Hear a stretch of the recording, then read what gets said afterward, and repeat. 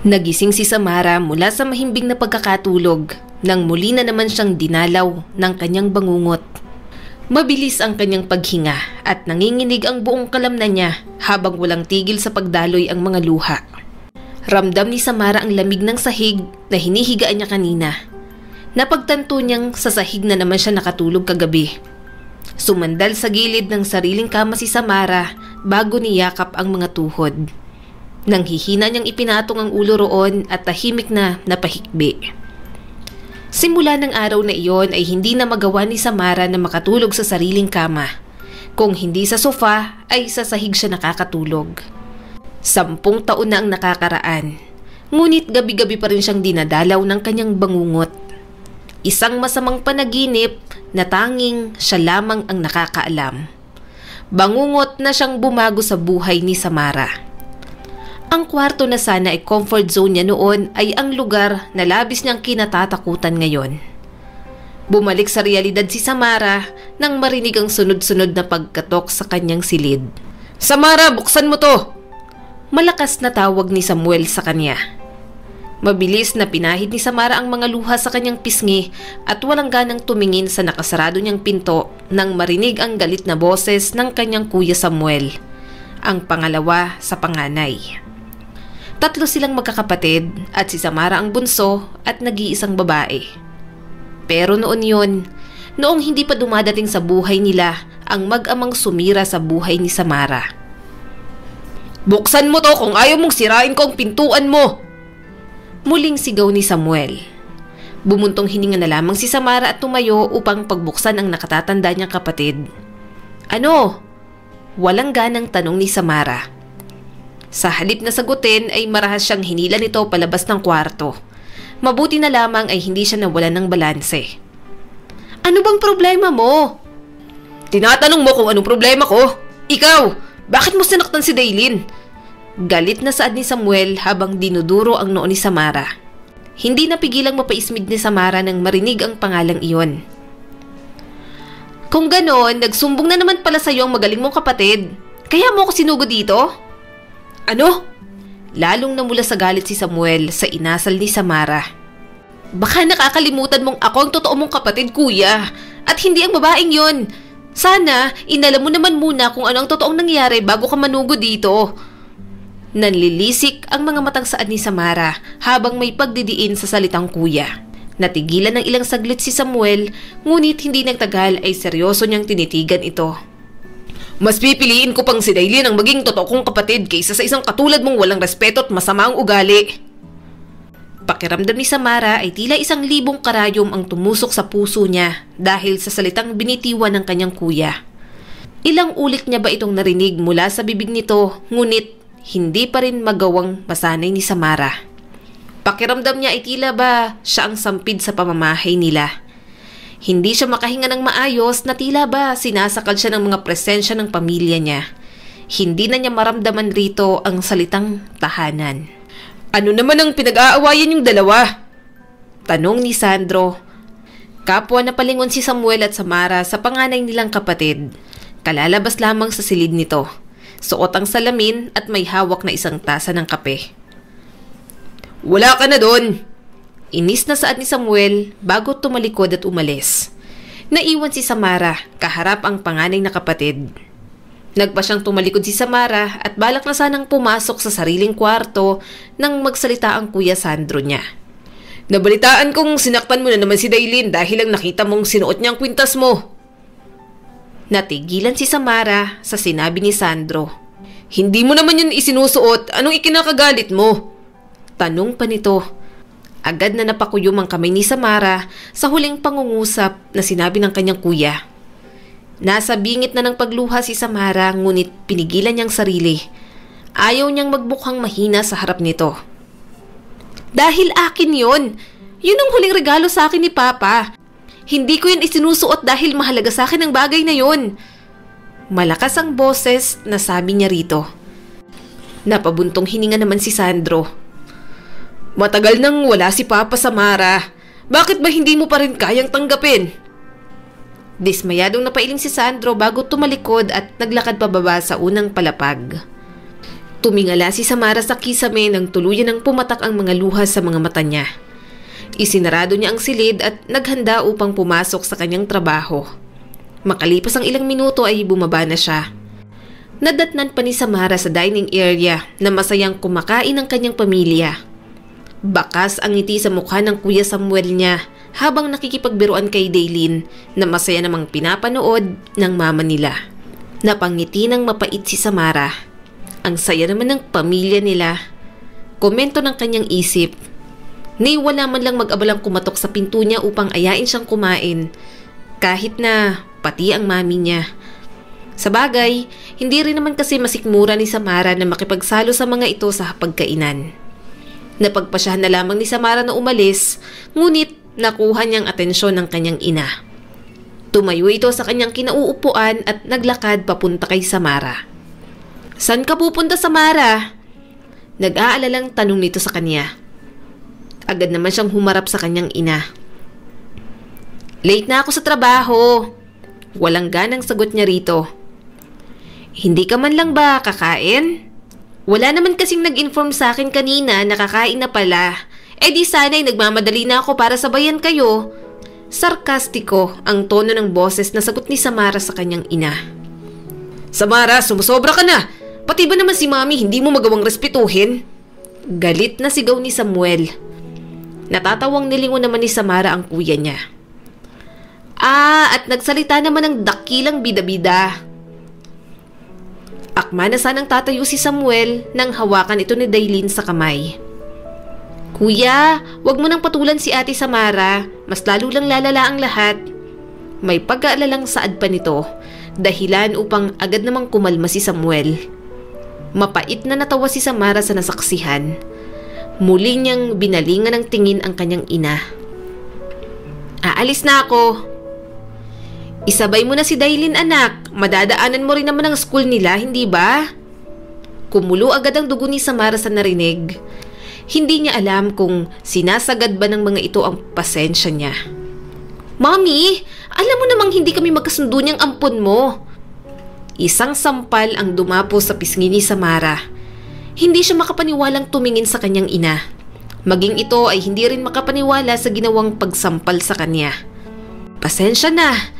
Nabigla lang ako, anak." Hinawakan ni Susan ang pisngi ni Samara kung saan niya ito sinampal. Hindi nagawa pang umimik ni Samara at bakas ang sakit sa mga matang tumitig na lamang siya sa kanyang ina. Hinawakan ito ang magkabila niyang kamay. "Alam mo namang dumaan sa matinding hirap si Daylin, hindi ba? Paano niyo nagawang mapansin ang paghihirap niya samantalang hindi niyo man lang napansin ang sa akin?" Ang mga katagang iyon ang nais isumbat ni Samara sa nanay niya, sa mga kuya niya. Pero hindi niya magawa. Mapaklan na lang tumawa si Samara dahilan upang matigilan ang kanyang ina. Nais niyang umiyak sa harap nito pero ayaw niyang magmukhang mahina sa kanila. Umismid si Samara. "Mahal na mahal niyo talaga siya, no?" Hindi sumagot ang nanay niya. Ngunit kahit hindi siya sagutin nito ay alam niya na sa sarili kung ano ang isasagot ng kanyang ina. "Ayos lang, naiintindihan ko. Don't worry." Saad na lamang ni Samara. Kahit kasi anong sabihin ni Samara, hindi mapapansin ng mga itong paghihirap niya.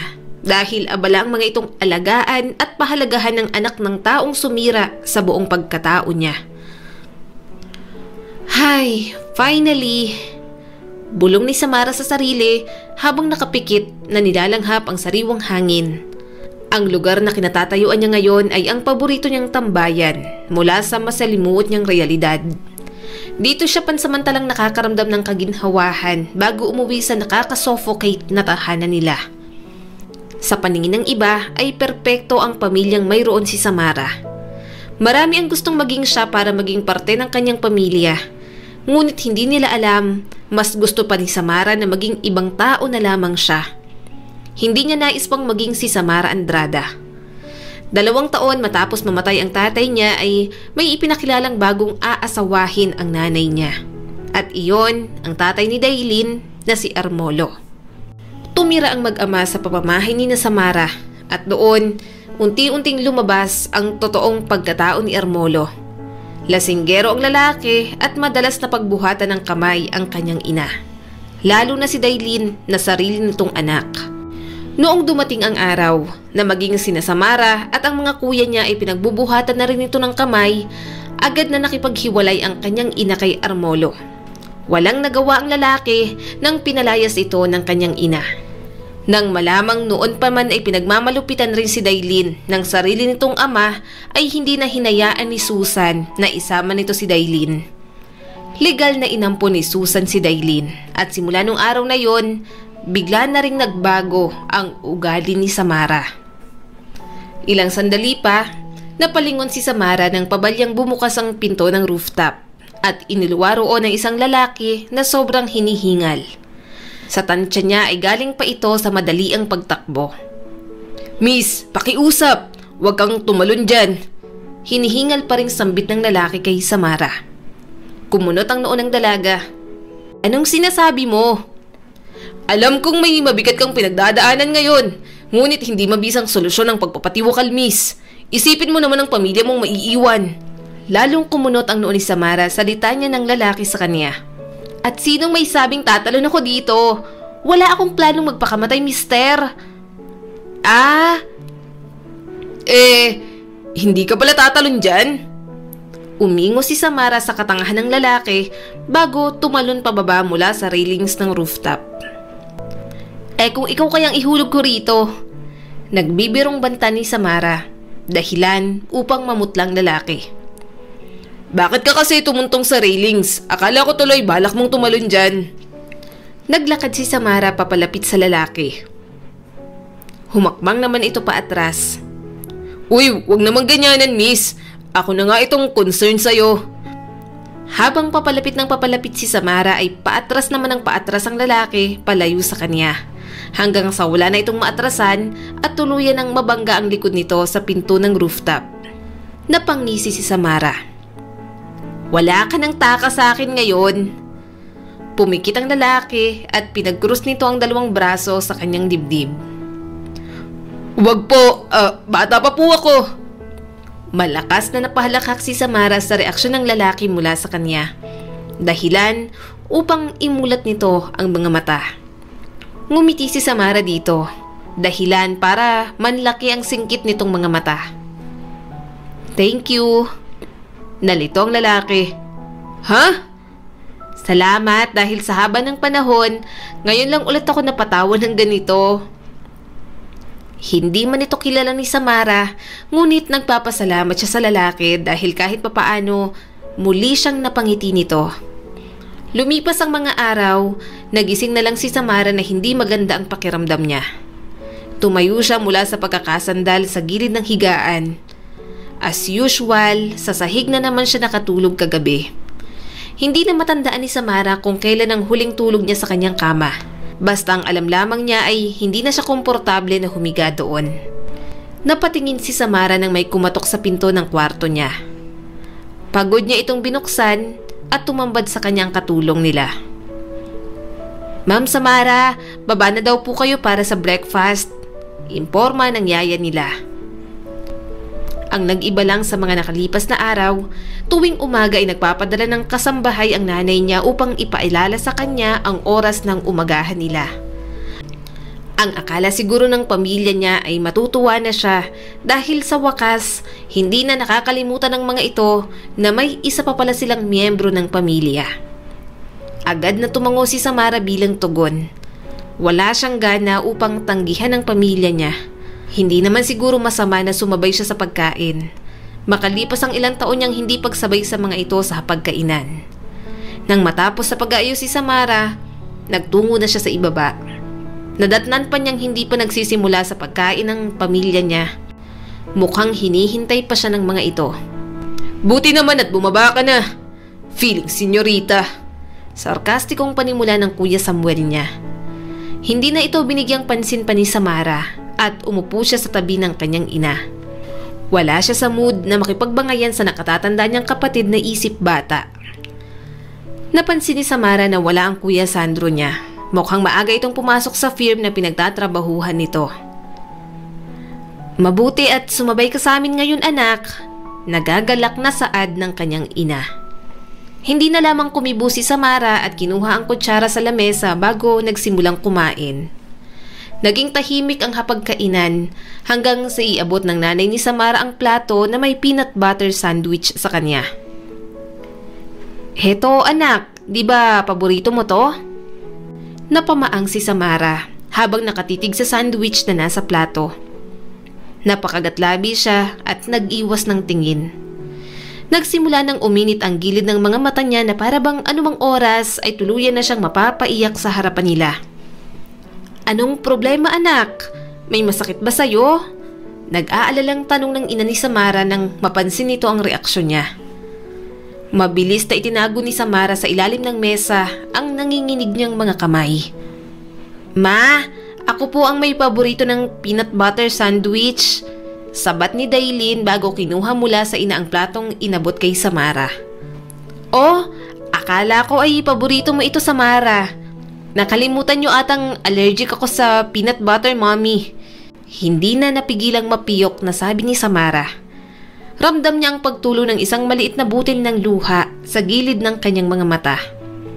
Agad na tumayo si Samara at binigyang tingin ng ina na halata ang pagkagulat sa mga mata. Mapait na ngumiti siya sa kanyang ina. "Muntik na akong mamatay noon dahil sa peanut butter, ma."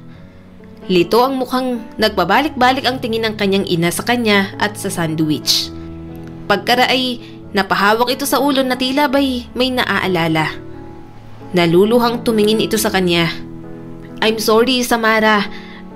Nawala na sa isip ko." "Okay lang, ma. Ayos lang. Hindi naman importante na matandaan ninyo." Masama ang loob na sabi niya rito. "Sa tingin ko, kailangan ko nang umalis. Sumama at ang pakiramdam ko." Agad na umalis si Samara at nagtungo sa sarili niyang kwarto. Dumiretso siya sa banyo dahil sa nararamdamang pagkahilo at isinuka roon ang lahat ng kinain niya kanina. Hindi talaga magandang desisyon ang pagsalo niya sa hapagkainan kasama ang kanyang pamilya. Dumaan ang ilang minuto matapos pumasok ni Samara sa sariling kwarto. Nakarinig siya ng ilang ulit na pagkatok sa labas ng pinto. Iyon ang nanay niya. Nagmamakaawang pagbuksan niya ng pinto. Ngunit wala nang lakas pa si Samara na harapin ito. Sa huli, walang nagawa ang kanyang ina kundi ang tuluyang umalis matapos ang isang oras na pananatili nito sa labas ng pinto ni Samara. Paggabi na nang maramdaman ni Samara na lalong hindi gumaganda ang pakiramdam niya. Kaya napagpasya niyang bumili ng gamot na nasa labas lang ng village nila. Pinili na lamang ni Samara na lakarin ito kahit may kalayuan ng drugstore na pupuntahan niya. Malapit na siya sa kanyang pupuntahan nang mapansin niya ang tatlong lalaki na papalapit sa kanyang direksyon. Agad na nakaramdam ng panginginig si Samara nang makita niya ang pamilyar na uri ng mga tingin nito sa kanya. Agad siyang tumalikod at plano na sanang tumakbo papalayo sa tatlo nang agad na humarang sa harap niya ang isa sa mga ito. "Hi miss, ang ganda mo naman. Pwede ko bang hingin ang number mo?" Nakaramdam ng kilabot si Samara sa uri ng ngising ipinapakita nito sa kanya. Lihim niyang ibinaling sa ibang direksyon ang kanyang tingin ngunit wala siyang makita na ibang mga tao sa kalsadang kinaroroonan nila. "Ano ba? Huwag mo nga akong hawakan!" Galit na saad ni Samara nang akma na siyang hahawakan ng isa sa mga ito. "Abat ang arte mo naman pala. Konting hawak lang naman." Natatawang saad pa ng isang lalaki sa mga kasamahan nito. Nagsimula siyang palibutan ng tatlo, dahilan upang mas lalong manginig si Samara. Tuluyan ng umagos ang luha sa kanyang mga mata nang muli na namang manumbalik sa kanyang alaala ang senaryo ng bangungot sa kanyang nakaraan. "Huwag kang umiyak, miss. Sigurado naman akong magugustuhan mong gagawin namin sa'yo." Baka sa boses ang mahalay na intensyon ng isa sa mga lalaki. Akma sanang hahawakan ng tatlong dalaga nang may malakas na busina ng sasakyan ang pumutol sa binabalak nila. Napalingon ang tatlo sa gawin nito at iyon ang ginawang pagkakataon ni Samara para tumakas. Naiiyak siyang napatakbo papalayo ngunit agad namang humabol ang tatlo sa kanya. Mabilis na napalingon si Samara sa sasakyang bumusina na nasa tabi niya na pala. Nang huminto ito ay agad siyang pumasok sa loob ng sasakyan. Hindi na natingnan pa ni Samara kung sino ang mabuting tao na nagmamaneho noon. Ang mahalaga sa kanya, tuluyan siyang nakatakas sa mga lalaking nais manamantala sa kanya. Hindi pa rin nawawala ang takot sa kanyang sistema, lalo pat paulit-ulit pa rin naglalaro sa kanyang alaala ang senaryong nais niyang ibaon sa limot. Tinakpan ni Samara ang kanyang mga mata nang maramdamang nagsimula na namang tumulo ang mga luha niya. Hindi na niya napigilan pa at tuluyan na siyang napahagulhol. Nanatili lamang tahimik ang estranghero sa tabi ni Samara habang nakikinig sa bawat pag-iyak niya. Halos umabot iyon ng 10 minuto bago tuluyang tumahan ang dalaga at kumalma. Inabutan siya nito ng isang bottled water na agad namang tinanggap ng dalaga bago buksan at ininom. Salamat. Ayos na bang pakiramdam mo?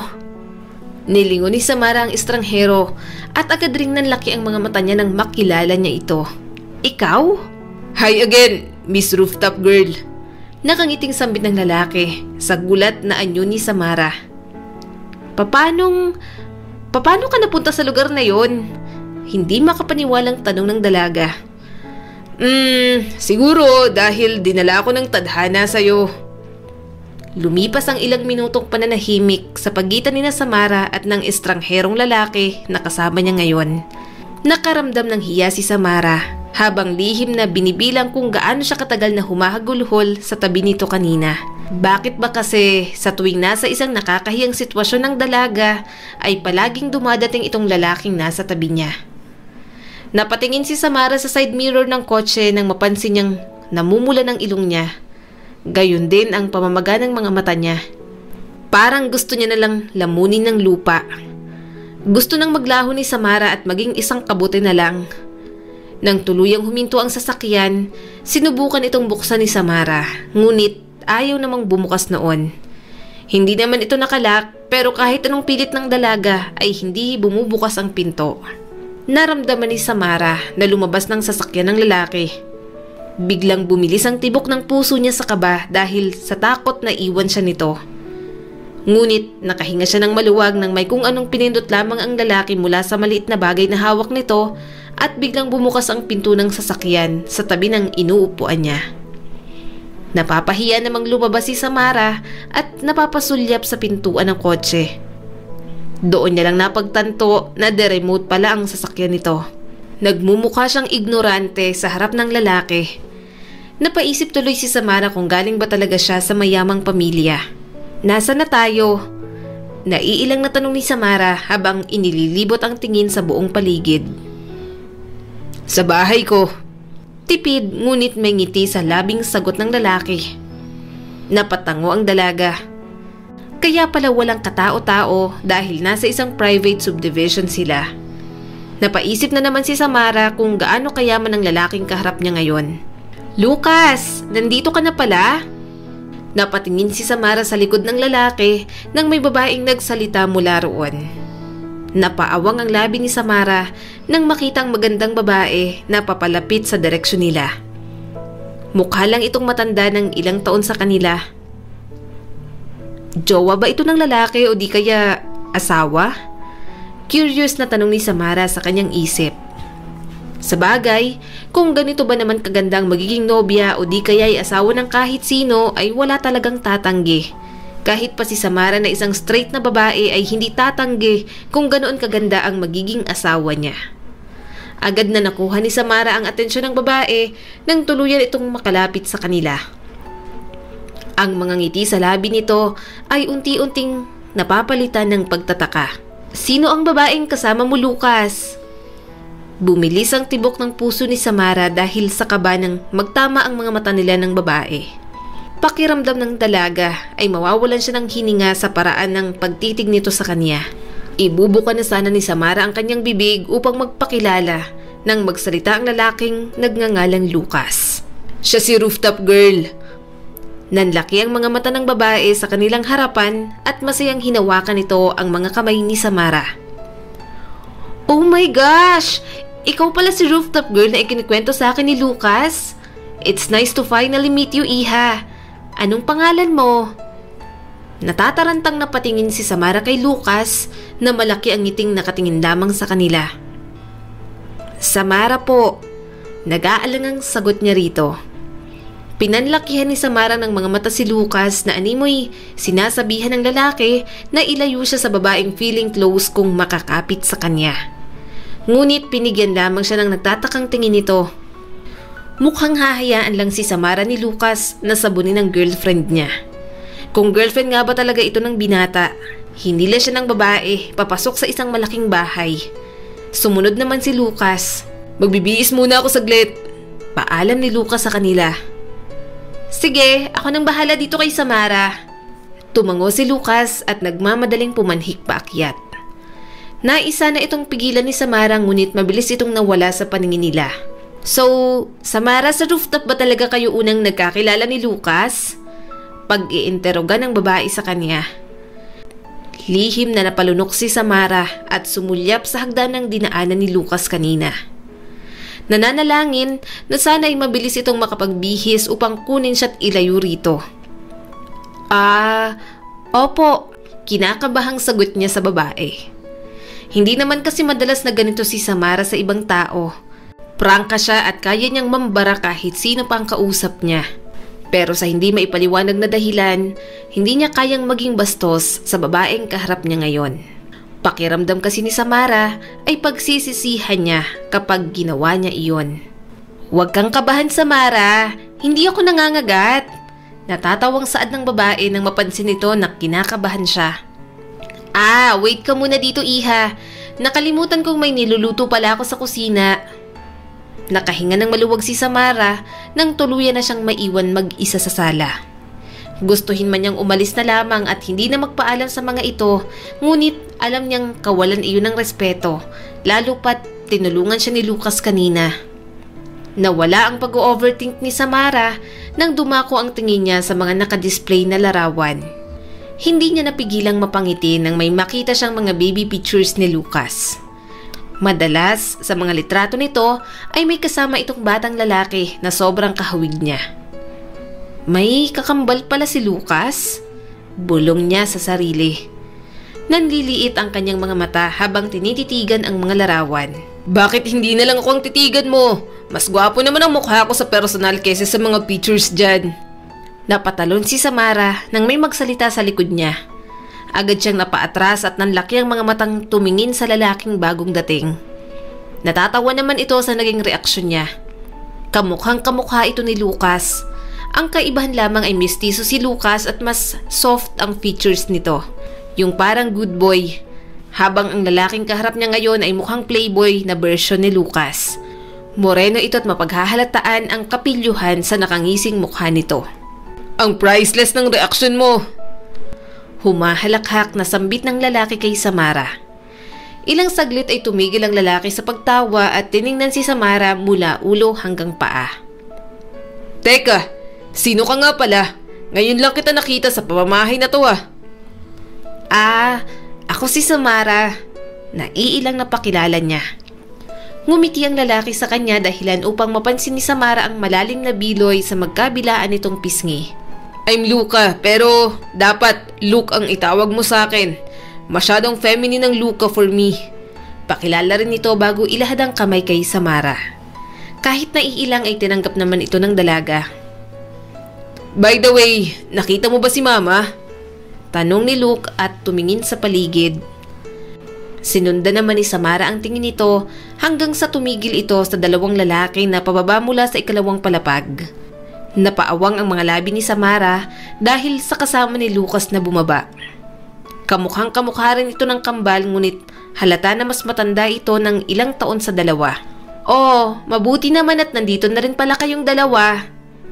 Wika ng babae at masayang lumapit sa pwesto ni Samara at Lucas. Wika ng babae na masayang lumapit sa pwesto ni Samara at Luke bago ipinulupot ang braso nito sa kanya. Guys, halina kayo't maghapunan na tayo. Dito ka na rin mag-dinner, Samara. Tatanggi na sana ang dalaga na sumabay sa kanilang kumain, ngunit agad siyang hinila ng babae papunta sa dining nila. Pagkarating sa kusina ay tulong-tulong na naghanda ang apat sa hapagkainan. Hindi maiwasan ni Samara na makaramdam ng lungkot habang pinagmamasdan ang mga ito na nagtutulungang maglapag ng pagkain sa mesa. Nakalimutan na ata ni Samara kung kailan ang huling naging ganito ang pamilya nila noon. Ang alam lamang niya masaya sila noon. May mapagmahal na mga magulang at protective na mga kapatid. Mapait na napangiti si Samara. Pilit lamang niyang ibinaglit ang mga alaalang hindi na niya mababalikan pa. Kayong dalawa, nagpakilala na ba kayo dito sa bisita natin? Tanong ng babae habang abala na sinasandukan ng pagkain ang mga lalaking kasama nila sa hapagkainan. Tumango si Luke bilang sagot. Sino nga pala siya? Ngayon ko lang siya nakita rito. Tanong ng lalaking kasamang bumaba ni Lucas kanina. Siya si Samara. Siya ang rooftop girl na palaging kinikwento sa atin ni Lucas. Masayang sagot ng babae sa mga ito. So, siya pala yung crush mo, kuya? Tanong naman ni Luke. Tumahimik ka, Luke. Banta ni Lucas sa kapatid na tinawanan lamang siya. Ay sus, ang binata ko, marunong nang mahiya. Ma! Suway ni Lucas sa babae. Ilang segundo nang nablangko si Samara bago pumasok sa isip niya ang tinawag ni Lucas dito. Oh my God! Hindi maitago ang gulat ni Samara nang mapagtanto kung sino talaga ang babaeng nasa tabi niya ngayon. Ang akala kasi niya ay nobya o di kaya ay asawa ito ni Lucas. Nanay pala ito ng lalaki. Bakit? Anong problema, Samara? Akala ko po kasi girlfriend kayo ni Lucas. Wala sa sariling sambit ni Samara. Agad na tinakpan ni Samara ang bibig niya nang mapagtanto kung ano ang nasabi niya. Nanlaki ang mga matang tumingin siya sa mga ito na gulat ring nakatingin sa kanya. Lumipas ang ilang segundo, malakas na halakhak ni Lucas at Luke ang namayani sa buong kusina. Maging ang babae at ang isa pang lalaki na sa tingin ni Samara ay tatay pala ng magkambal ay rinig niya ang mahinang tawa ng mga ito. Ganun ba ka-babyface si mama para mapagkamalan mong jowa ni kuya? Tanong ni Luke. Pasensya ka na talaga, iha. Hindi ako agad nakapagpakilala sa'yo. Napagkamalan mo patuloy akong nobya nitong anak ko. Natatawang saad ng ina ni Lucas sa nahihiyang si Samara. By the way, ako si Leia. Mama ako ni Lucas at yan namang katabi ni Luke ay si Ismael, asawa ko. Baka naman napagkamalan mo rin kapatid namin si Papa ha? Parang ganun na nga. Nahihiyang pag-amin ni Samara. Dahilan upang muling umugong ang tawanan sa loob ng dining. Hindi ko rin naman masisi itong si Samara. Sa gwapo ko ba namang to? Nagmamalaking saad ng ama na Lucas. Mas gwapo pa rin ako sa'yo, Papa. Kontra ni Luke sa kanyang ama. Tumahimik kayo. Ako ang pinakagwapo rito. Hayag ni Lucas sa dalawa. At nagsimula na ngang mag-argumento ang mag-ama kung sino ang mas gwapo sa kanila. Pasensya ka na sa mag-ama ko, Samara. Maingay talaga itong pamilya namin. Saad ng nanay ni Lucas habang iiling-iling na pinagmamasdan ng mga ito. Nako, ayos lang po tita. Sagot ni Samara. Sa totoo nga nun ay nasisiyahan ng dalaga na pinagmamasdan ang mga ito. Matapos nilang maghapunan, nagpresenta si Samara na tulungan ang nanay ni Lucas na magligpit ng mga pinagkainan nila. Maraming tinatanong ang ginang kay Samara na masaya namang sinasagot ng dalaga. October 28, kung ganun ay kaarawan mo pala ngayon, iha? Saglit na natigilan si Samara. Nakalimutan niya na ngayon palang kaarawan niya. Kaya pala hindi maganda ang pakiramdam ni Samara kanina dahil araw pala ito ng kaarawan niya. Ibig sabihin, death anniversary rin ng kanyang ama ngayon. Birthday mo, Samara? Napalingon si Samara at Leia kay Lucas dahil sa biglang pagsabat nito. Kasama ng lalaki si Luke at ang tatay nitong si Ismael. Tumango naman si Samara bilang sagot. Kung ganon, may handaan sa inyo panigurado. Nax, invite mo naman kami. Biro ni Luke kay Samara. Ibinuka ni Samara ang kanyang bibig, ngunit hindi niya magawang makapagsalita. Ramdam niyang nagsimula na naman siyang maging emosyonal. Ewan ba ni Samara sa kanyang sarili at nagiging emosyonal siya nung mga nakaraang araw? Mukhang napansin naman ni Lucas at ng mag-asawa na hindi komportable si Samara sa isinaad ni Luke. Palihim na sinapak ni Lucas ang kakambal sa braso na agad namang naintindihan ng huli. Ngumiti ang nanay ni Lucas. Samara, i-celebrate na lang kaya natin ang kaarawan mo dito sa bahay namin.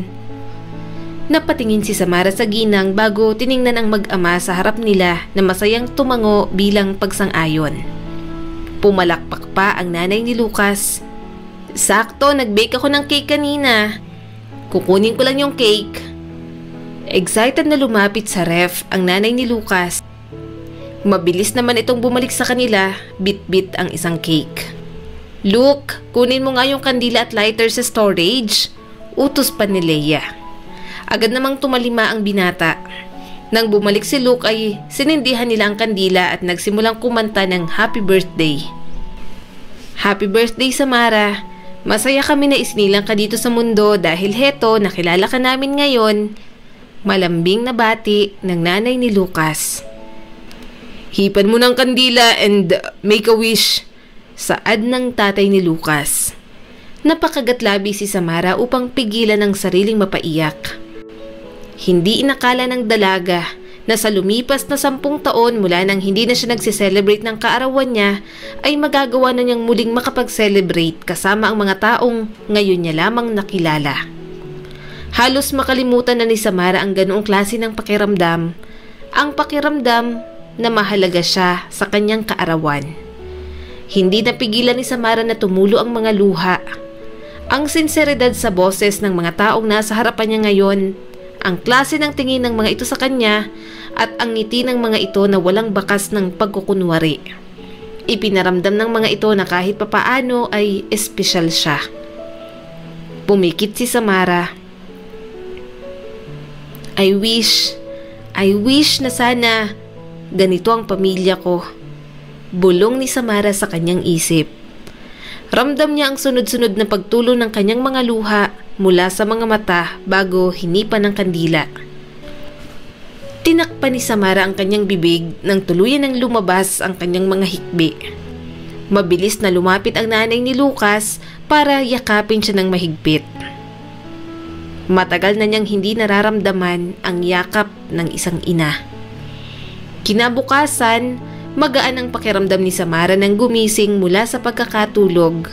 At sa kauna-unahang pagkakataon, hindi siya nagising dahil sa isang bangungot.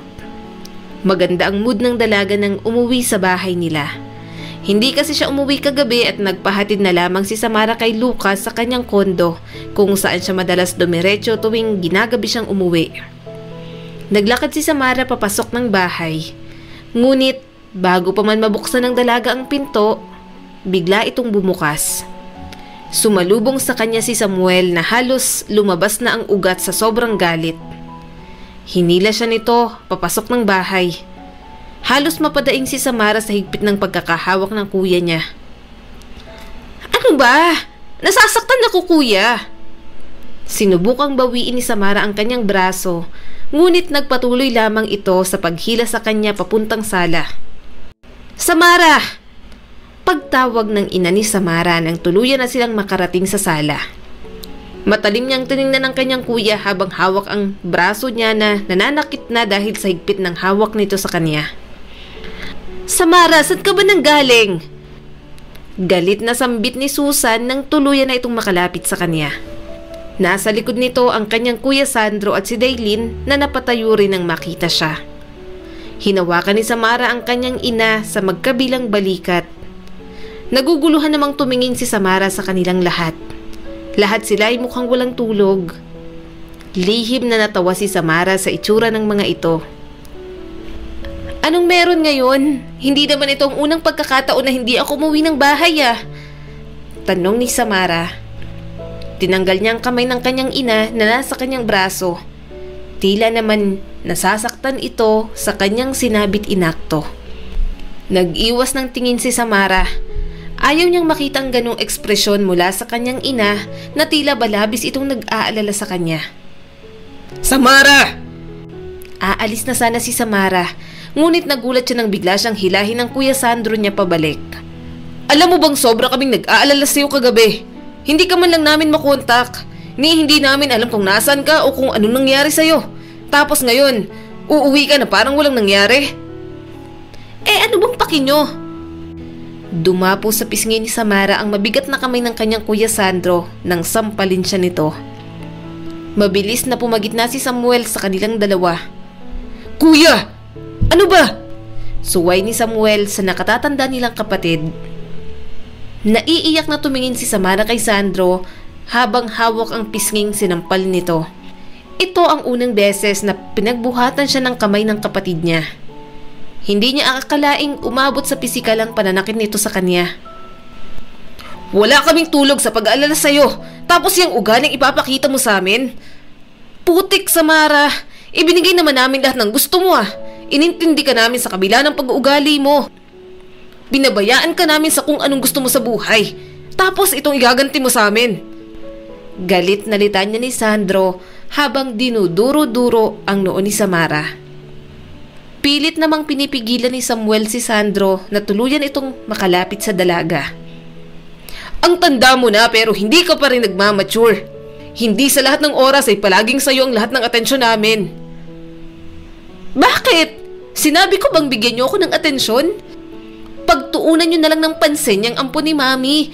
Total, siya naman ang gusto niyong maging kapatid, di ba? Natigilan silang lahat nang makita ang pag-iyak ni Samara. Ito ang unang pagkakataon na makita nila itong umiyak sa harap nila. Atensyon? Inintindi niyo ko? Nag-aalala kayo? Nagpapatawa ba kayo? Kailan niyo ba ako binigyan ng atensyon? Kailan niyo ba ako inintindi? Kailan ba kayo nag-alala sa akin? Sabihin niyo, dahil kahit kailan hindi niyo ako ramdam. Nahihirapang saad ni Samara dahil sa sunod-sunod na paghikbi niya. Ngumiti ng mapait si Samara sa mga ito at binigyan ng galit na tingin si Daylin. Hindi ko na hiningi ang mga bagay na yan sa inyo at wala na akong balak na manlimos pa. Dahil mula nang dumating ang babaeng yan dito, tuluyan na rin akong nawala ng espasyo sa pamilya na to. Agad na tumalikod si Samara ngunit saglit siyang huminto nang hindi nililingon ang mga ito. Alam kong hindi ko na kailangan tong sabihin dahil alam ko namang wala kayong pakialam. Birthday ko pala kahapon. And yeah, happy birthday to me. Bakas ang labis na pait sa boses na hayag ni Samara sa pamilya niya. Nagpatuloy siya sa paglakad palayo sa mga ito. Rinig pa ni Samara ang pagtawag ng pamilya niya pero hindi na siya lumingon. Ilang araw na ang lumipas simula nang mangyari ang sagutan ni Sandro at ng kapatid niyang si Samara. Simula noon, hindi na umuwi ang dalaga sa bahay nila kaya't hindi siya nagkaroon ng pagkakataon na kausapin ni Sandro. Ilang araw na rin kinakain ng konsensya si Sandro dahil sa ginawa niyang pananakit sa kapatid. Hindi niya sinasadyang masaktan ito, nadala lang siya ng labis na pag-aalala. Ngayon, napagpasya ni Sandro na sadyain si Samara sa tinutuloyan nitong kondo upang personal na humingi ng tawad. Bit-bit niya ang regalong bestida para dito. Nang makarating sa harap ng kondo ng kapatid ay agad pinindot ni Sandro ang doorbell pero walang nagbubukas ng pinto. Sinubukan niyang buksan iyon at nagulat siya dahil Sinubukan niyang buksan ang pinto at nagulat siya dahil hindi pala yun nakalak. Nagtaka si Sandro dahil hindi ugali ng kapatid niya na hayaang nakabukas ang pinto ng kanyang kondo. Samara! Napakunot ang noo ni Sandro nang tumambad sa kanya ang wala sa ayos ang sala ng kondo. Napakunot ang noo ni Sandro nang tumambad sa kanya ang magulong silid na iyon. Nabitiwan niyang hawak na paper bag at nagmamadaling tumakbo papasok sa kwarto ni Samara. Walang nawala o nagulo sa mga gamit nito ngunit tila ba kakaibang kaba ang nararamdaman niya ngayon. Agad na kinuha ni Sandro ang cellphone sa kanyang bulsa upang tawagan ang number ni Samara. Pero mas lalo siyang kinabahan nang marinig niya ang ingay ng cellphone nito sa sala. Napatiimbagang si Sandro. Kapag may nangyaring masama sa kapatid niya ay hinding-hindi niya talaga mapapatawad ang sarili niya. Sa kabilang banda, napatingin si Lucas sa natutulog pa rin si Samara sa hospital bed. Nakaupo siya sa upuang nasa gilid ng kama nito habang pinapanood ang walang malay na dalaga. Napatingin siya sa palapulsuhan nito nang makitang ilang marka ng kamay. Maputi si Samara kaya mapapansin agad ang mga pasa nito sa braso. Malakas ang kutob kong may nangyaring hindi maganda sa kanya. Base na rin sa mga marka at mga pasa niya. Komento ni Luke na nasa sofa. Hindi umimik si Lucas at nanatili lamang ang titig sa natutulog na dalaga. Hindi mo ba talaga naabutan ng taong gumawa nito sa kanya, kuya? Tanong pa ni Luke. Napakuyom ng sariling kamao si Lucas bago napailing. Kung hindi pa nagawang makatawag ni Samara sa kanya ay hindi niya malalamang may tao palang nananakit dito. Lumipas ang ilang minuto, napagpasya ni Luke na umalis muna upang sunduin ang kanilang ina na nais ding bisitahin si Samara. Si Lucas naman ay nagtungo sa cafeteria ng hospital upang bumili ng maiinom. Mabilis rin siyang naglakad pabalik sa silid ng dalaga matapos makabili. Malapit na siya sa silid nito nang marinig niya ang tila ingay ng sigaw doon. Nagmamadaling napalakad takbo si Lucas papasok sa silid. Umalis kayo dito! Pakiusap! Huwag niyo akong hawakan! Napaawang ang bibig ni Lucas nang makita si Samara sa sulok ng silid. Kalat ang ilang mga gamit sa loob at nagkalat ang mga basag na vase, maging ang mga bulaklak na laman nito. Hawak ni Samantha ang matulis na piraso ng nabasag na vase habang nakatutok sa doktor at ilang mga nurse na nasa loob ng silid. Sinubukan ng mga itong pakalmahin si Samara, ngunit walang makakalapit dito dahil sa pagiging bayolente ng dalaga. Huwag kang matakot, Miss Andrada. Ligtas ka rito. Hindi ka namin sasaktan. Saad ng doktor. Sinubukan nitong lumapit kay Samara ngunit malakas na sumigaw ang dalaga at itinutok sa doktor ang hawak nito. Sabi nang huwag kayong lalapit! Sabi nang huwag kayong lalapit! Sigaw ni Samara. Walang tigil ang pag-agos ng mga luha sa mga mata niya. Napatiimbagang si Lucas. Hindi niya alam kung bakit tila kinukurot ang puso niya na makitang nagdurusa ang dalaga. Hindi pa niya naramdaman ang bagay na iyon sa kahit sino. Naglakad palapit si Lucas sa dalaga. Sinubukan pa siyang pigilan ng ilang mga nurse ngunit hindi siya nagpatinag. Ang mga tingin niya ay nakay Samara lamang. Samara! Kalmadong saad ni Lucas. Agad namang nakuha ni Lucas ang atensyon nito. Bahagyang nag-iba ang ekspresyon sa mukha ng dalaga nang makita siya. Ngunit ang hawak nitong patalim ay nakatutok pa rin sa kanila. Huwag kang matakot, Samara. Walang mananakit sa iyo rito. Pangako. Umiling si Samara kay Lucas habang patuloy pa rin ang paghikbi. Unti-unti namang naglakad si Lucas papalapit sa dalaga. Nagbalik siya, Lucas. Sasaktan niya ulit ako. Sasaktan niya ako. Takot na sumbong ni Samara. Hindi ko hahayaang saktan ka niya ulit. Pangako. Kaya ibigay mo na sa akin ang bagay na yan. Kalmadong saad ni Lucas. Nang mapansing tila hindi naman lalaban pa ang dalaga ay lumapit siya rito at mabilis na kinuha ang hawak nitong patalim. Bumagsak naman ang dalaga sa kanyang bisig dahil sa panghihina at tuluyan ang nawala ng malay. Puting kisame ang bumungad kay Samara nang unti-unti niyang buksan ang mga mata. Agad na tumulo ang luha mula roon nang maalala ang nangyari. 3 araw na ang lumipas simula nang magpakita sa kanya ang taong sumira sa pagkatao niya. Hindi pa ito nakontento at pinagbantaan pa siya nito. Niyakap ni Samara ang sarili nang maramdamang nanginginig na naman ang katawan niya. Natatakot talaga siya. Ngayong nagbalik na ang taong yon ay tila ba hindi na nakaramdam pa ng kaligtasan si Samara. Wala na siyang maisip na lugar kung saan pakiramdam niya ay ligtas siya. Ni wala man lang tao na pwede niyang mapagsabihan sa labis na takot at pangambang nararamdaman niya ngayon. Kahit man lang sa pamilya niya. Mapait na napangiti si Samara sa sarili. Isang paraan lang ang naisip niya upang tuluyan na niyang maiwasan at wakasan ang takot at paghihirap na nararamdaman niya ngayon. Tumayo si Samara sa pagkakaupo sa kama at walang buhay na naglakad palabas ng silid. Mabigat ang kanyang bawat paghakbang habang dumadaan sa hagdanan ng exit upang magtungo sa rooftop ng ospital.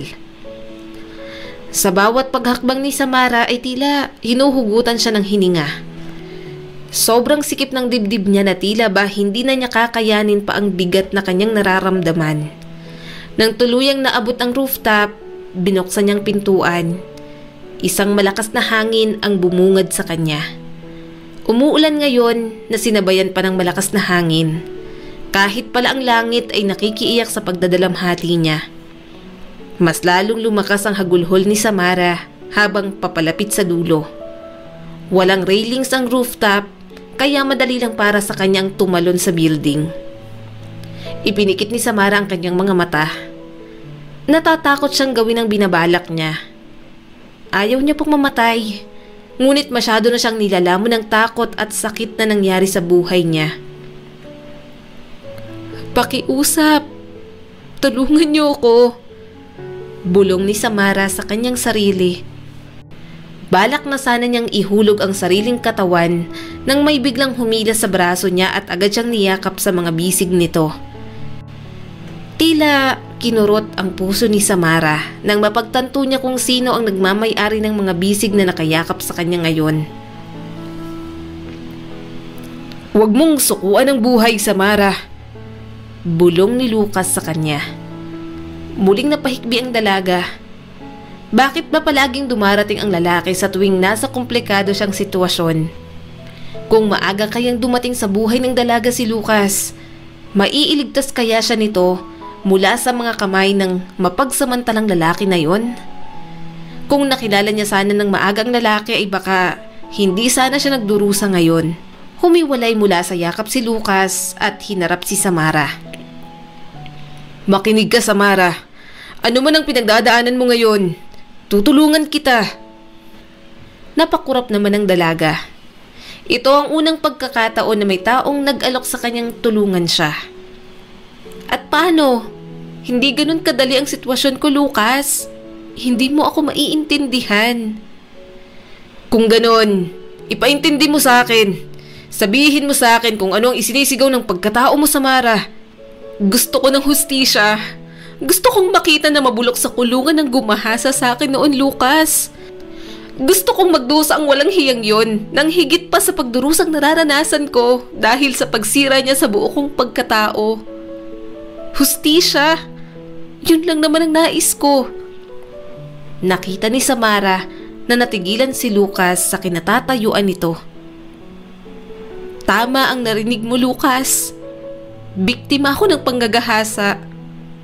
Ngayon, paano mo ako matutulungan? Paano mo ako matutulungan kung ang walang hiyang yun ay malayang nagliliwaliw ngayon habang heto ko, pilit na nilalaban ng bangungot na ginawa niya sa akin noon?" Natigilan sa paghikbi si Samara nang bigla siyang kabigin ni Lucas papalapit upang bigyan ulit ng isang mahigpit na yakap. "Tutulungan kitang makamit ang hustisya ng ginawa niya sa'yo, Samara. Pangako, hindi ako titigil hanggat hindi makukulong ang taong yun." Muling napaluha si Samara. Sa wakas, may isang tao na ring handang tumulong sa kanya upang iahon siya sa malalim na yungib ng pagdurusang kinakasadlakan niya sa lumipas na maraming taon. Ilang araw nang nakakonfine si Samara sa ospital, napagpasya niyang umuwi muna sa bahay nila. Nasa bungad pa lamang ng pinto si Samara, tanaw niya na sa sala ang kanyang buong pamilya. Rinig niyang pinag-uusapan ng mga ito ang paghahanda para sa nalalapit na kaarawan ni Daylin. Sumikip ang dibdib ni Samara nang mapagtanto niya kung gaano kamahal ng mga ito ang ampo nila. Humugot ng isang malalim na hininga si Samara bago nagpatuloy sa paglalakad. Ngunit ang lahat ng lakas ng inipon niya ay mabilis na naglaho nang mapansin niya ang isang napakapamilyar na figura na nakangiting nakikipag-usap sa harap ng kanyang ina. Muntik nang mabuwal si Samara nang maramdaman niyang panginginig ng buo niyang katawan. Mabuti na lang, agad siyang inalalayan ni Lucas na nakasunod sa likod niya. "Ayos ka lang ba, Samara?"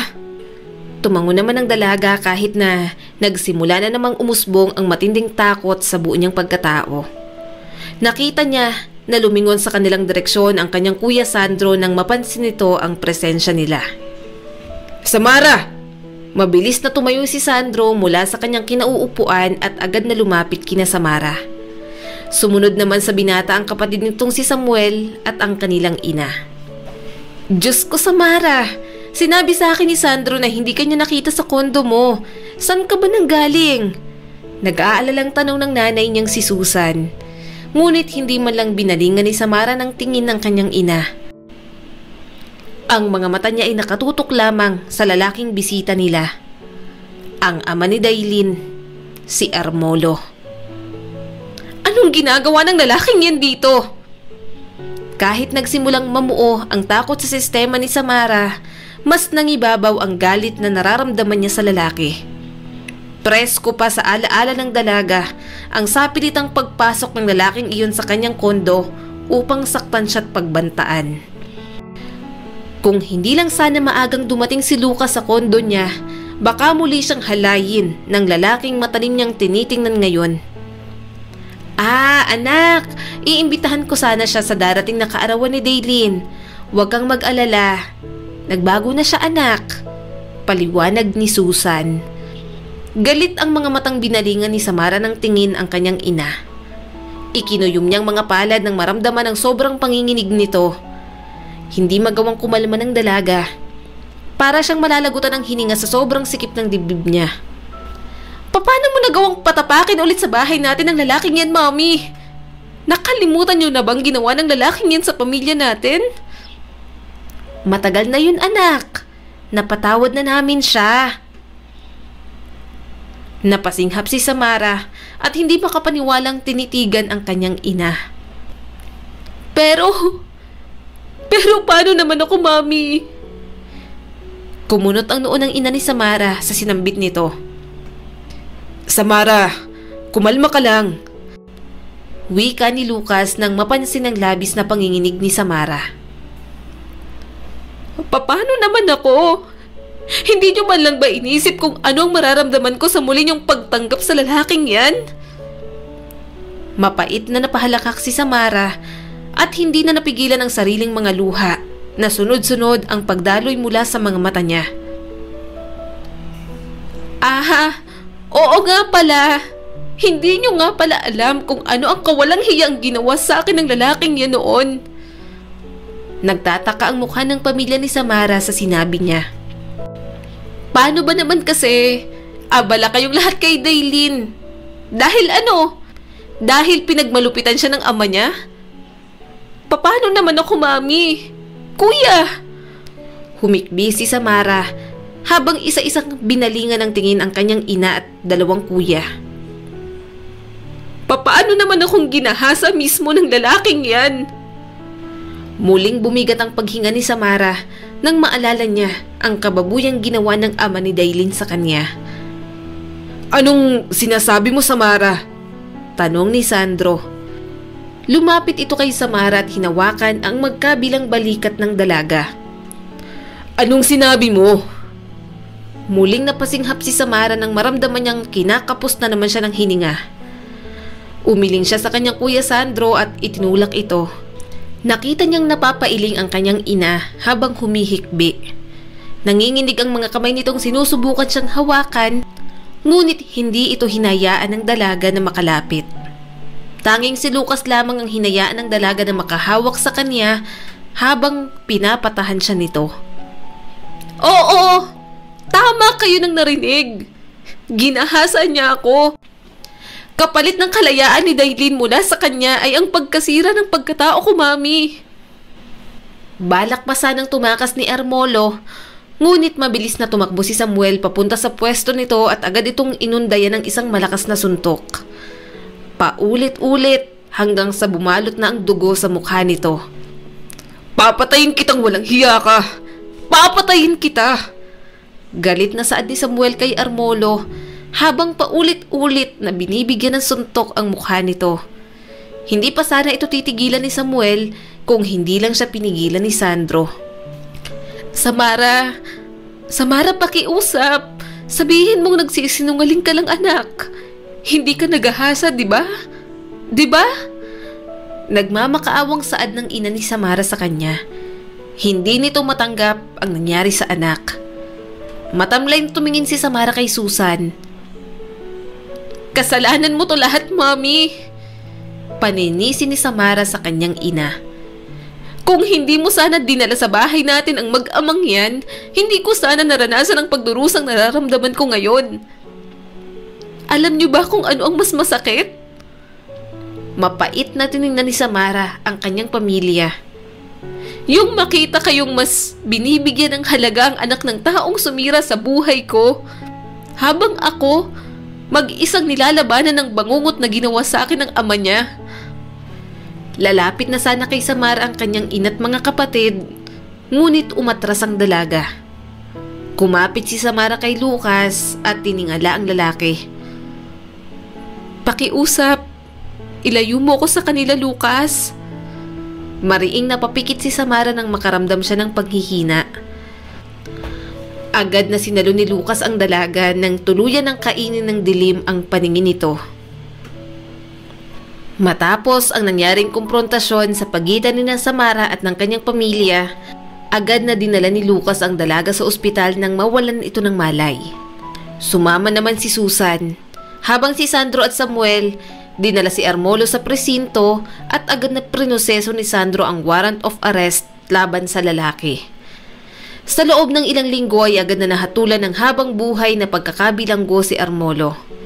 Bilang isang abogado at may malakas na koneksyon, madali lamang kay Sandro na makalkal ang iba pang mga masasamang gawain ni Armolo, dahilan upang maging patong-patong ang pagkakahatol nito. Kahit tuluyan ang nakulong si Armolo, ay hindi pa rin naging madali para kay Samara ang lahat. Lalo pat nalaman niyang matagal na pala siyang may post-traumatic stress disorder o PTSD. Isang mental na karamdaman na nabuo mula sa kahalayang nangyari sa kanya noon. Ilang araw na ring bumabawi ang pamilya ni Samara mula sa mga pagkukulang nito sa kanya. Ngunit kahit anong gawin ng mga ito ay hindi pa rin nababawasan ang galit at sakit na nararamdaman niya para sa kanyang pamilya. "Saan ka pupunta, Daylin?" Tanong ni Samara sa dalaga na kalalabas lamang sa sarili nitong kwarto. Hawak nito ang isang malaking maleta. Ate Sam," nag-aalalang sambit ni Daylin kay Samara. Tiningnan ni Samara ang hawak na maleta nito. "Balak mo bang maglayas?" Napayuko naman si Daylin. Hindi nakaligtas sa mga mata ni Samara ang pagpatak ng luha nito na agad namang pinalis ng dalaga. "Wala na po kasi ako mukhang maihaharap sa inyo dahil sa kasalanang ginawa ng papa ko. Sorry Ate Sam, dahil sa amin ni Papa, nagdusa ka ng matagal. Sorry talaga." "Galit lang ako sa'yo, Daylin, pero hindi kita kinasusuklaman. Ang kasalanan ng papa mo ay hindi mo kasalanan. Kaya huwag kang humingi ng tawa dahil hindi naman ikaw ang may atraso sa akin. Pamilya na ang turing ni Mami sa'yo, at kahit papano, pamilya na rin naman ang turing ko sa'yo. Kaya huwag ka nang magbalak na maglayas pa dito." Taas kilay na tiningnan ni Samara ang humihikbing si Daylin. "Ibalik mo na yung mga gamit mo sa kwarto kung ayaw mong itapon ko yan." Kunwari ay malditang utos ni Samara sa dalaga bago nagpatuloy sa pagbaba papunta sa unang palapag. Saglit na napahinto si Samara nang makita niya ang ina't mga kuya na malaki ang ngiti sa kanya. Tinaasan niya lamang ng kilay ang mga ito at inirapan bago tinalikuran. Hindi man aminin ni Samara sa kanyang sarili, ngunit sa nagdaang buwan ay unti-unti nang lumambot ang puso niya para sa mga ito. Lumipas ang ilang taon, tuluyan nang lumaya si Samara mula sa kanyang trauma. Natuto na rin siyang patawarin ang kanyang pamilya at gumanda ng relasyon niya kay Daylin. Ngayon, masaya nang namumuhay si Samara kasama ang kanyang 2 anak at ang asawa niyang si Lucas. At sa pagkakataong ito ay wala nang bakas ng anumang bangungot sa buhay niya. Maraming salamat sa patuloy na panonood sa aking munting channel. Kung nagustuhan mo ang videong ito ay huwag mo kalimutang mag-like and subscribe at pakipindot mo na rin ang notification bell para updated ka sa mga susunod nating video.